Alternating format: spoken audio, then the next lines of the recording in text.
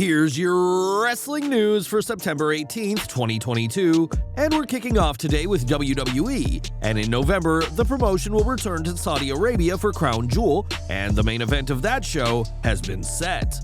One day after appearing on SmackDown, Logan Paul appeared at a press conference last night alongside Triple H and The Bloodline.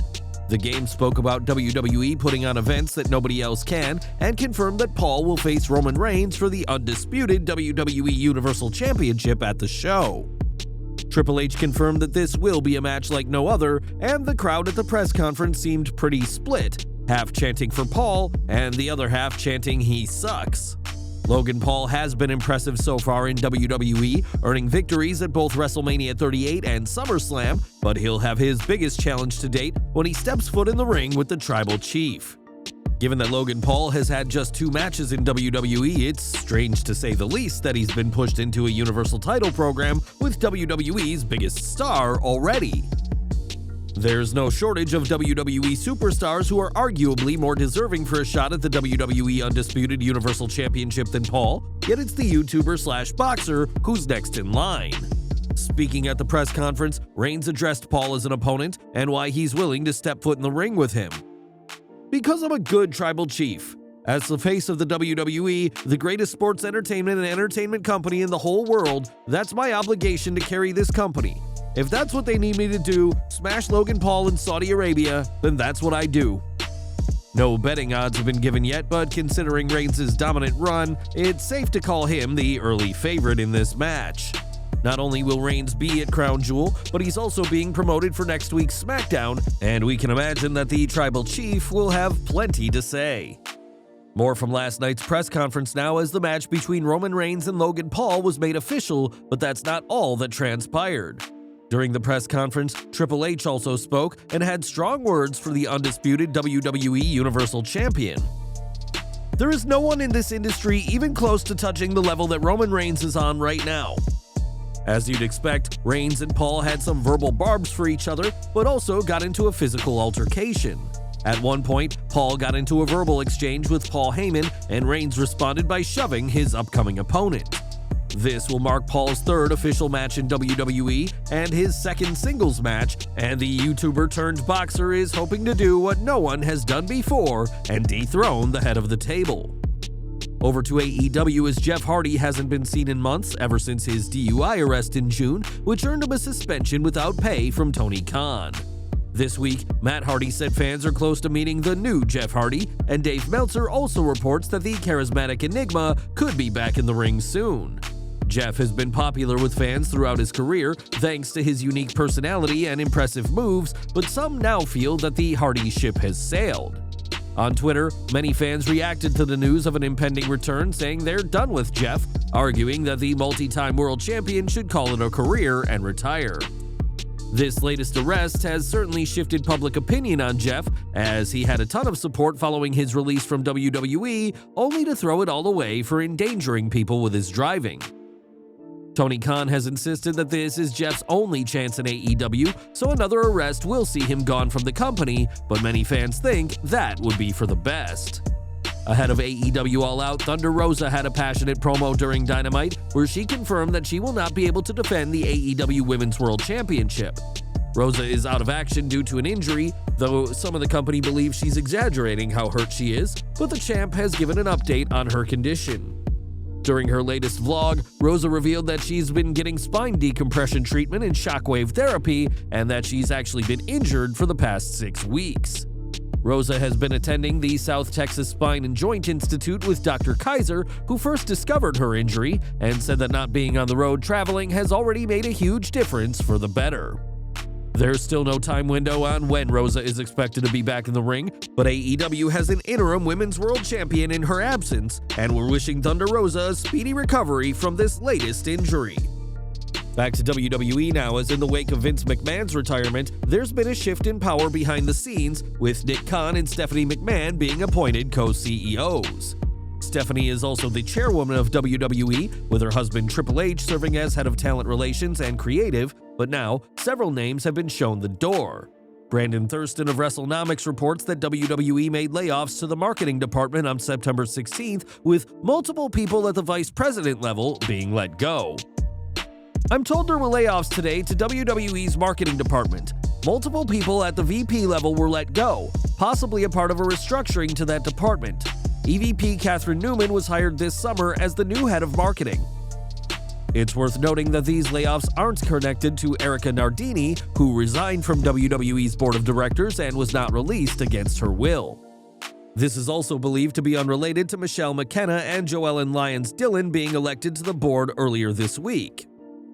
Concurrent with the election of Mrs. Dillon and McKenna, Erica Ayers-Nardini has resigned from the board, WWE's filing said. With the recent acquisition of Barstool Sports by Penn Entertainment, Ms. Ayers-Nardini's time will be focused on the next chapter of this business and partnership.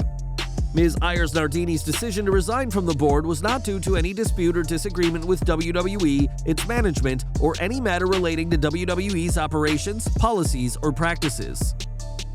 It's never a good time to lose your job, but with WWE's changes showing no signs of slowing down, expect more power shuffles to take place behind the scenes.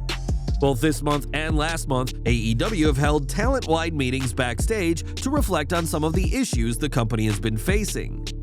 AEW talent have been said to be unhappy in recent months, and it's not just Tony Khan's company that has had a meeting.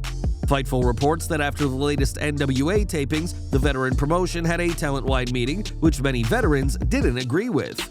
Many thought the meeting wasn't urgent, with one calling it a waste of time, and it said that Luke Hawk's comments turned people off, again feeling that a meeting wasn't needed.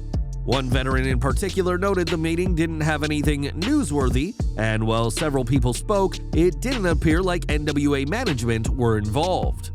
It has been previously reported that one wrestler walked out, but not because of what was said, but because the meeting seemed unsubstantial. Many in NWA feel they needed a meeting to address things, but they seem to be in the minority, as the majority, especially the veterans, are happy carrying on with business as usual. Back to AEW, and even before All Out, there were reports of talent being unhappy, with both Miro and Andrade El Idolo liking tweets suggesting they'd have it better in WWE. Things have gotten to the point that multiple talent meetings have been held to address problems, and these aren't issues just for the short term. On the 83 Weeks podcast, Eric Bischoff spoke about his experience producing TV content and how investors could be turned off by AEW as of late. I think the biggest challenge right now is how credible does AEW look as long-term investment if you're a television company seeing the kind of dysfunction that we've all seen. While it's been reported in the past that Warner Media is fine with AEW doing its own thing, we can't imagine people at the media giant are thrilled to hear about top stars being suspended and possible legal ramifications. Tony Khan may see himself as one of the boys, but the AEW president needs to now act like he's the owner of the company, or investors may think twice the next time they hear about AEW. We've got some great news from Mandy Rose now, as the undisputed NXT Women's Champion is now engaged. Rose took to Instagram on Saturday to announce that she and boyfriend Tino Sabbatelli are soon to tie the knot, and fans may remember Sabbatelli for his own tenure in NXT. Rose and Sabbatelli met at the WWE Performance Center a few years ago, and the two took an immediate liking to one another. This news comes just days after Rose announced a new non-WWE fitness business that she'll be running with her fiancé, and we'd like to offer the happy couple our congratulations at this happy time. We are looking ahead to the Royal Rumble next, as next year's event is still months off, but plans are starting to come together. Part of what makes the Royal Rumble matches so fun is the surprise returns, and two big names are being rumored for the 30-man bouts. As first reported by Zero News, Big E and Randy Orton could make their comebacks during the men's Royal Rumble match after both have been out for months. Big E hasn't competed since breaking his neck in March, while Orton hasn't competed since May and is said to be nursing some injuries.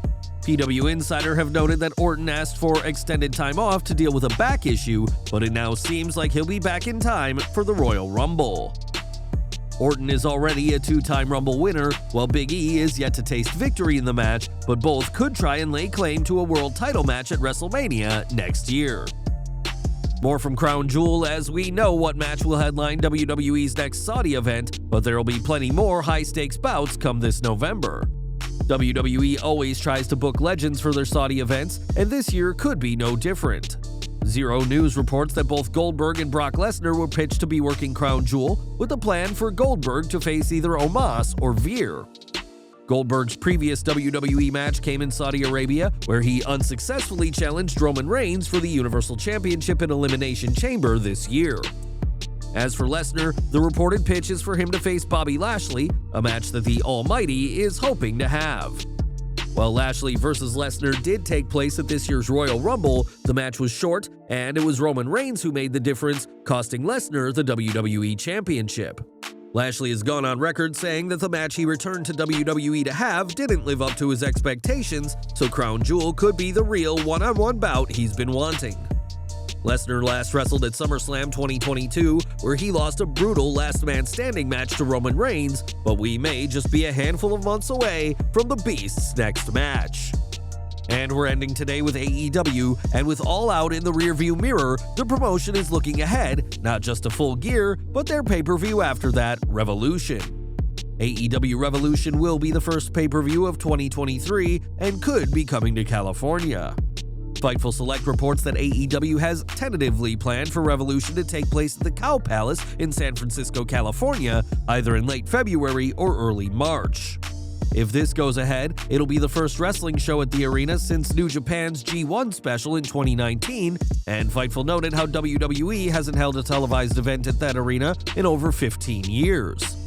After a mixed year, plagued with injuries and backstage issues, AEW are hoping to turn things around in 2023, and that could all start with AEW Revolution from San Francisco. Well guys, that's our news for today. Please share your comments below. Also hit the like button, subscribe to our channel, and hit the bell icon to receive all notifications. And as always, thanks for watching.